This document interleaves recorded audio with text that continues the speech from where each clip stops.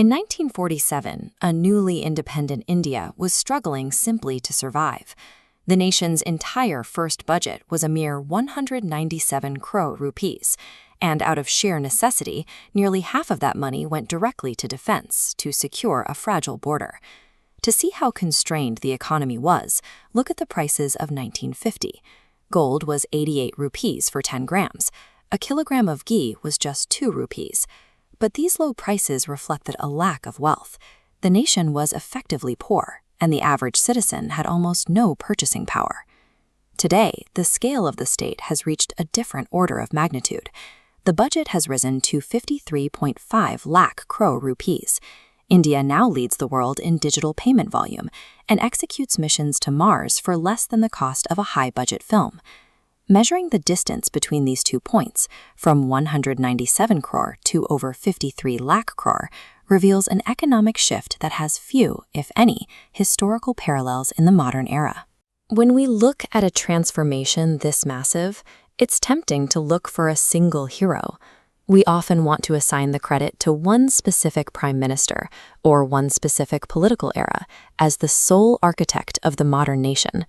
But no single leader can claim total responsibility for a country of over 1 billion people.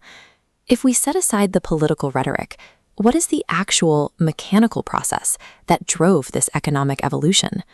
The reality is a chain reaction. National progress is not a solo sprint. It is a multi-generational relay race where policies, infrastructure, and institutions compound over decades. In the decades immediately following independence, the primary objective was stability. Early leaders were forced to establish basic democratic structures, scientific bodies, and educational institutions from zero just to keep the state functioning. Simultaneously, the country faced recurring food shortages. To break the reliance on foreign aid for basic survival, the government pushed for agricultural self-reliance through the Green Revolution, significantly increasing domestic grain production. To support this base, the state took control of private banks. The goal was to enforce financial inclusion, directing credit away from urban centers and into rural villages to support small-scale farmers. These decades provided a foundation for survival. The nation held together and fed itself. However, this period also created a highly restricted, state-controlled economy that prevented the rapid growth seen in other emerging markets. By the 1980s, the government began to plant early seeds for technological modernization, focusing specifically on building the initial infrastructure for telecommunications and early computing. But look at this chart. By 1991, India's foreign exchange reserves plummeted. The country was effectively bankrupt, forced to pledge its national gold reserves to secure emergency loans just to keep the economy from collapsing. That trend reversed almost immediately, with the introduction of liberalization, privatization, and globalization. These reforms dismantled state monopolies and integrated the Indian economy with the rest of the world. The leadership at the time recognized that the old model had reached its limit, executing a transition toward a market-oriented economy that allowed for private competition and foreign investment. This financial transition connected the internal infrastructure built in the early decades to the global economy. Without this shift, the institutions established since 1947 would have lacked the capital and market access required to scale.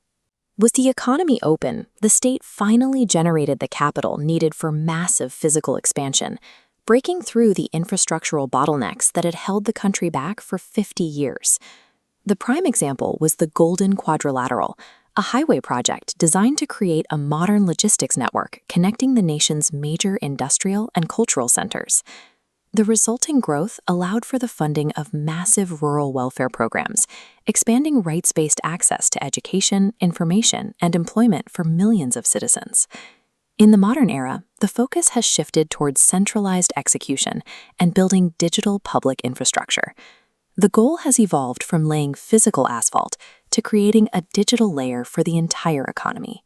The Unified Payments Interface, or UPI, is the final proof of this scale. It delivered digital banking to the everyday citizen, turning a cash-dependent society into a global leader in digital transactions. Trace the timeline. Today's digital scale relies on telecom groundwork from the 80s, which was funded by the market opening of the 90s, and is utilized by institutions established in the 50s. This is how the nation grows. Institutions are built in one era, the economy is unlocked in another, and service delivery is scaled in a third. Distributing historical credit across this timeline isn't a political choice. It is a matter of factual maturity regarding how a modern state actually functions and evolves over time. Now, this compounding machine faces its next major test. With 65% of the population being youth, the nation must now provide quality education and jobs to maintain its momentum. Governments and leaders will continually come and go, each bringing their own triumphs and errors. But the true story of India is the multi-generational, compounding progress of the nation itself.